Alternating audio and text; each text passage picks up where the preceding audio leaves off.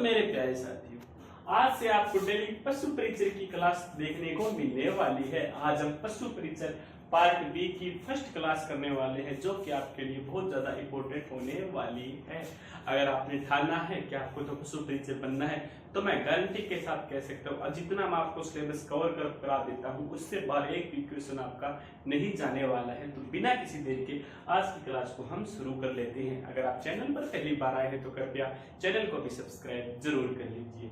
तो सबसे पहले आज हम पशु से संबंधित महत्वपूर्ण शब्दावलियों पर चर्चा करने वाले हैं कि कौन कौन सी शब्दावली है, वह किस प्रकार है। तो सबसे पहले तो आगे हमारा प्रजातियां, यानी जो प्रजातियां होती है वह किसे कहते हैं, प्रजातियां क्या होती है, तो यह भी क्वेश्चन आपको एग्जाम के अंदर देखने को मिल सकता है। तो सबसे पहला हो गया प्रजातियां।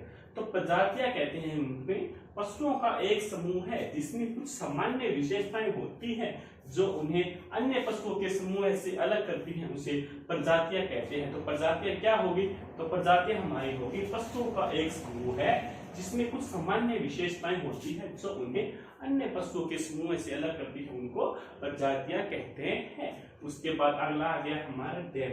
डैम क्या होता है, तो डैम कहते हैं बछड़े की मादा प्रजनक को क्या कहते हैं, डैम। डैम क्या हो गया, डैम हो गया बछड़े की मादा प्रजनक। उसके बाद आ गया नेक्स्ट आ गया हमारा शीरे। शीरे किसे कहते हैं, तो शीरा हो गया बछड़े के नर प्रजनक को क्या कहते हैं, बछड़े के नर प्रजनक को शीरे कहते हैं। शीरे क्या हो गया, शीरे हो गया बछड़े के नर प्रजनक को। उसके बाद आ गया हमारा नेक्स्ट प्रसव। प्रसव किसे कहते हैं, तो प्रसव क्या हो गया, तो प्रसव हो गया बच्चों को जन्म देने की क्रिया को प्रसव कहते हैं। प्रसव क्या हो गया, तो प्रसव हो गया बच्चे को जन्म देने की जो क्रिया होती है उसको प्रसव के नाम से जाना जाता है। फिर हम आगे चलते हैं। आगे हमारा हो गया लैक्टेशन अवधि। लैक्टेशन अवधि वह क्या होती है, तो वह क्या होगी प्रसव के बाद की अवधि। कौन सी अवधि, प्रसव के बाद की अवधि जिसमें पशु दूध उत्पन्न करता है वह क्या है, वह लैक्टेशन अवधि कहलाती है। तो लैक्टेशन अवधि क्या होगी, तो लैक्टेशन अवधि होगी प्रसव के बाद की अवधि जिसमें पशु दूध उत्पन्न करता है, वह लैक्टेशन अवधि कहलाती है। उसके बाद नेक्स्ट आ गया हमारा कोलोस्ट्रोम। कोलोस्ट्रोम क्या होता है, तो कोलोस्ट्रोम क्या होता है इसका भी आपको पता होना चाहिए। तो हमारा कोलोस्ट्रोम हो गया प्रसव के तुरंत बाद कोलोस्ट्रोम मादा का पहला दूध होता है, यानी जो मादा का जो पहला दूध होता है वह कोलोस्ट्रोम कहलाता है। उसके बाद आ गया हमारा पाइपिंग।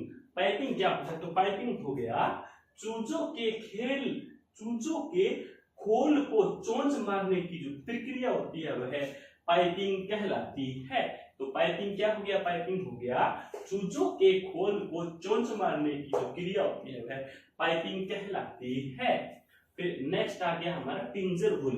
टिंजरहुल क्या होता है, तो टिंजरहुल क्या हो गया नर पशु को नसबंदीकृत करना ही टिंजरहुल कहलाता है। क्या कहलाता है, टिंजरहुल। तो टिंजरहुल क्या हो गया, टिंजरहुल हमारा हो गया नर पशु की नसबंदी करना ही टिंजरहुल कहलाता है।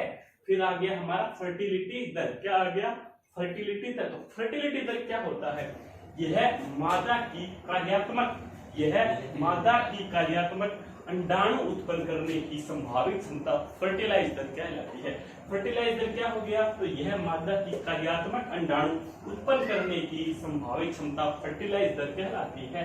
उसके बाद हमारा आ गया प्रीपोटेंसी। क्या, प्रीपोटेंसी। प्रीपोटेंसी क्या हो गया, कुछ व्यक्तियों की उनके वंश को प्रभावित करने की क्षमता प्रीपोटेंसी कहलाती है। तो ये आज के हमारे इंपॉर्टेंट क्वेश्चन थे, यानी प्रजातियां किसे कहते हैं, डैम किसे कहते हैं, शीरे किसे कहते हैं, प्रसव किसे कहते हैं, लैक्टेशन किसे कहते हैं, कोलोस्ट्रोम किसे कहते हैं, पाइपिंग किसे कहते हैं, टिंजरहुल किसे कहते हैं, फर्टिलिटी दर किसे कहते हैं, प्रोपेगेशन किसे कहते हैं। तो आप इन सभी को अच्छी तरह से नोट डाउन कर लीजिए। आप इनका अच्छी तरह से एक बार स्क्रीनशॉट ले लीजिए और उसके बाद आप इनके अपनी बुक के अंदर नोट डाउन कर लिए। आपको डेली इसी प्रकार की क्लासेस देखने को मिलने वाली है। तो सभी स्टूडेंट का स्क्रीनशॉट ले और इनको नोटबुक के अंदर लिख ले।